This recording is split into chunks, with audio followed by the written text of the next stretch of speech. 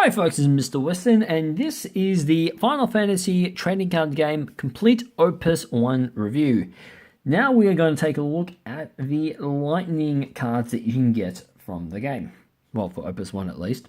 First off, we have Red Mage.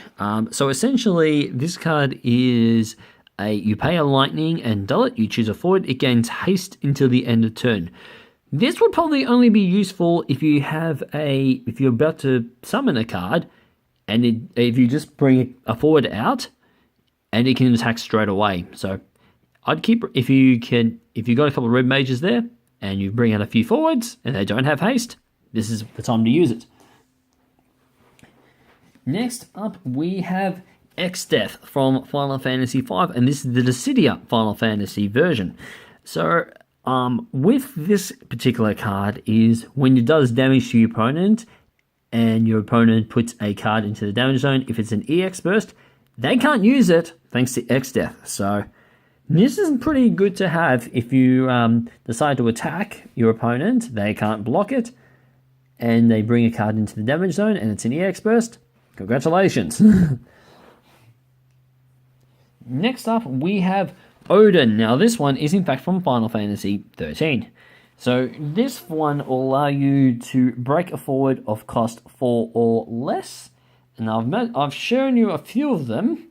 So pretty much when you summon this card, you can break a forward of 4 or less. Of course it does cost 4 to do it. Next up we have Odin from Final Fantasy Tactics. Now this is definitely different from the Odin that you've just seen before. Not only is this card a 7 cost, but it also doesn't restrict the fact that you have a 4 or less. So since it's in the EX burst, you put it in the damage zone, you can use it at any cost, at no cost at all. So this is pretty good. So if you do run a lightning deck, you put both Odins in. That's what I'm going to say. Next, we have Onion Knight from Final Fantasy III, aka the Dissidia Final Fantasy. Now, this is in fact the Sage version. So, of course, when this Onion Knight enters the field, choose 1 damage forward, and you can deal it 5,000 damage. Now, that should be enough to take out a lot of the cards that you have in the game, but so far, I reckon it's pretty good. Plus, you can use it to ward off your opponent attacking as well. Next up, we have Orlandier from Final Fantasy Tactics. So, of course, when he attacks, you can do 3,000 damage to all the forwards your opponent controls. Now, this is only handy if you bring it out straight away, because, of course, when you pay 2 lightning, you gain haste until the end of turn. Meaning, you would activate haste straight away on Orlandier. Of course, he can't be dulled, so that's impressive. Of course, it better not. Next up, we have Kain from Final Fantasy IV, and this is, of course, the Dissidia Final Fantasy version. So, of course, when he enters the field, you can choose a forward, and it loses 5,000 power until the end of turn, meaning if it does block, it will only do 5,000 less to what it would normally do.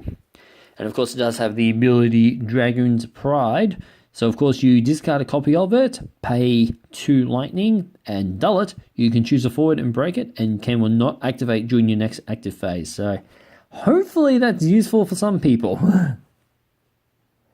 Next up, we have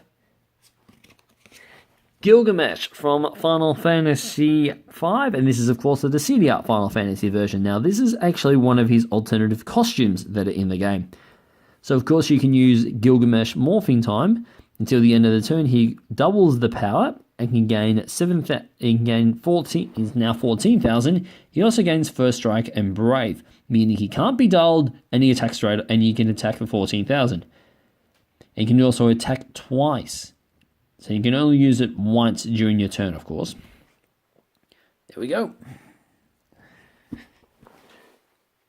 Now, next up, we have Gilgamesh again from Final Fantasy V. This is in fact the original costume that you get in the game. And this is, of course, the final. And of course, you've got this one using Brave. So it automatically has Brave, meaning it can't be dulled. You can choose a forward, remove the top card from the deck of your game. If the removed card is a forward, you can break the forward. If not, you just deal that forward 3,000 damage. So if you do run a pure forward deck, and I've encountered this already, you're going to be removing a few, if you're going to destroy a few forwards because of this card. So there you go. Right, next up we have Black Mage from Final Fantasy Tactics. So pretty much what you do here is you pay 2, dull this card. You can put this card into the break zone. I can choose a damaged forward. So say if I was to bring Onion Knight in, I can do it 5,000 damage to a card. I can also break it as well. So say if I was to attack, say, X-Death for 5,000, it's on 4K. I bring Black Mage out, I can break it. Not too bad, actually. Next up, we have Kate Sith from Final Fantasy VII. So this is a low cost. This is the 3 cost Kate Sith. So when it enters the field, I can choose a backup of cost 1 or less. Say it was one of those ones that are included in the game, and I can break it. So of course I can also use slots as well. So I can pay a Kate Sith, a lightning, and I have got to dull it as well. Remove the top card from the deck of the game, and if it's a forward, I can deal 7,000 damage to all the active forwards my opponent controls. So say they're upright, I can do 7,000 damage to them. If they're dull, then no damage at all. There we go. Now next up is the 1 cost Kate Sith. So of course when it enters the field, I can choose a forward my opponent controls and I can dull it. So therefore, when I bring this card on, it can't attack. Your opponent's forward can't attack. And especially it's a low cost, so that one's not too bad if you don't have the other Kate Sith on the field as well. Next up, we have Sage from Final Fantasy III. So when Sage enters the field, I can choose a character card in the break zone, and I can just add it to my hand. So say if I was to have Kane in my discard, in my break zone, I can bring it back into my hand. So there we go. I could use Dragon's Pride all over again if I wanted to. Next up, we have Duke Coltana from Final Fantasy Tactics. So when he enters the field, I can search for 1 Job Knight card. So these are essentially your jobs here, but I believe it might also be Knight as in general. So I think that can pretty much be whatever this ability is here. So of course you got Duke, you got Standard Unit for Sage, you got Spy for Kate Sith. There's also Job, the job called Knight. So there you go. Next up we have Golbears from Final Fantasy IV. Now of course this is the Dissidia Final Fantasy version. So when Golbears is put from the field into the break zone, I can search for up to 4 forwards of cost 2, each of a different element, and play them onto the field. So I could potentially have, if I was to have 4 different, so I could have, say, a fire, fire, ice, earth, and wind forward of cost 2. I can bring them all onto the field under Golbears. So this is actually pretty handy to have if you do plan on flooding your forward area with a bunch of forwards. Alright, next up we have Zalbarg from Final Fantasy Tactics. So of course when he enters the field, choose 1 forward of cost 2, and I break it. So there's quite a few forwards that cost 2, so this is handy to have. So there we go. Next up we have Seymour from Final Fantasy X. So when he enters the field, I can choose a forward of cost 3 or less and break it. So that's not too bad, especially when there's a fair few forwards that cost 3 or less. So I'd keep that in as well if you are running lightning. Alright, next up we have Summoner from Final Fantasy Tactics. Now this is sort of what, again, the standard backup. Kate Sith could actually break this one, but again, since it's a 1 cost and there's no ability to it, I would not use this card. Next up we have, Summoner from Final Fantasy III this time. So I can dull this card, I can put this summoner into the break zone, and I can cast a summon of cost 6 or less from my hand without paying its cost. So say if I was to have Odin in my hand, I can pretty much put dull this card, put it into the break zone, and I can use Odin straight away. Of course, not 7-cost Odin, mainly the 4-cost Odin. Alright, next up we have Magus from Final Fantasy III. So when he enters the field, I can choose a forward and deal 5,000 damage. So sort of the same ability as Onion Knight. Rather than it being a damage forward, I can just do it as a normal forward. Alright. Next up we have Lightning from Final Fantasy XIII. Now this is of course the Legend version. There is a couple of, I haven't really explained the symbol that is next to the number itself, but there we go. Well, the letter next to the number itself. So of course when she enters the field, I can search for an Odin and add it to my hand. So say if I was to have a, well, let's say if I was to have Summoner, I bring Lightning out, I can find an Odin of say cost 4, and I can bring that into my hand. And of course, she can also activate Army of 1, which is paying a copy of herself and a Lightning. And until the end of the turn, Lightning gains haste, first strike, and when Lightning attacks, choose up to 1 forward your opponent controls, and if it's possible, it must block Lightning. So considering she could have haste straight away and first strike, meaning if she was to, she could probably attack straight away, and if there's a forward that your opponent has, they've got to block it, and could probably be destroyed that way. So there's that. But of course, next up, we're going to have a 4-cost Lightning, also from Final Fantasy XIII. This one automatically has haste, so that one's not too bad. And of course, when she does enter the field, I can choose a forward that your opponent controls, and I can just dull it straight away, meaning they can't attack as well. So there you go.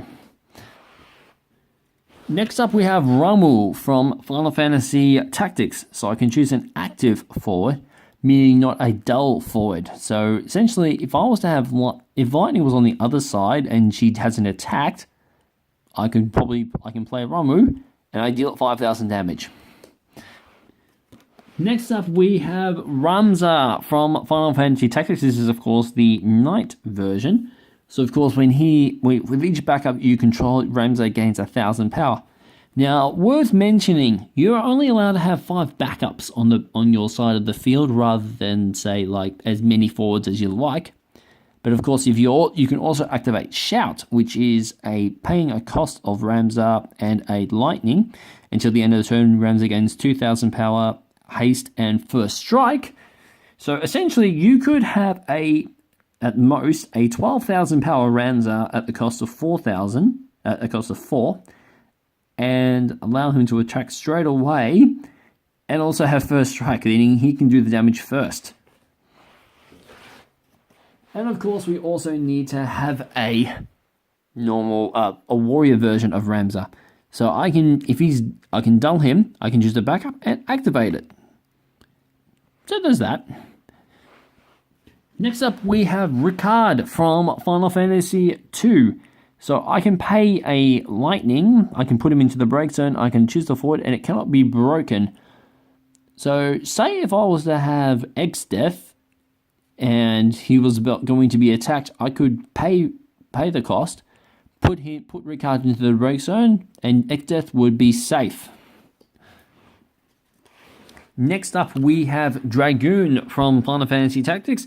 Now this is just the 3 cost, and this one has first strike.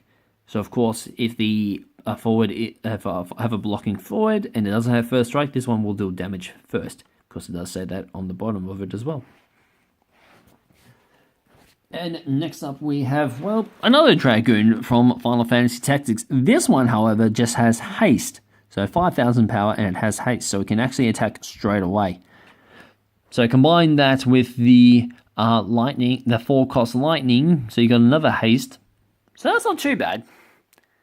You could do 2 damage straight away if you wanted to. Next up, we have Lulu. Now, this is, of course, this is a backup version of Lulu. So I can dull her, I can put a backup into the break zone, I can choose a forward and deal it 5,000 damage. So, say if I was to have probably just a standard summoner, so the 1-cost summon, I could put that into the break zone and I deal 5,000 damage. However, I can also discard a copy of Lulu, pay a lightning, dull it, and I can choose a forward and I can do it 10,000 damage. So that's not too bad either. So there's that. And finally, 3-cost Lulu. So of course, every lightning forward I control gains 1,000 power. So all of the forwards that you see before you can have 1,000 power. And there you have it. There you have all the lightning cards in Opus 1. Minus the starters, of course. So, this is Mr. Weston. I will see you guys next time. Bye.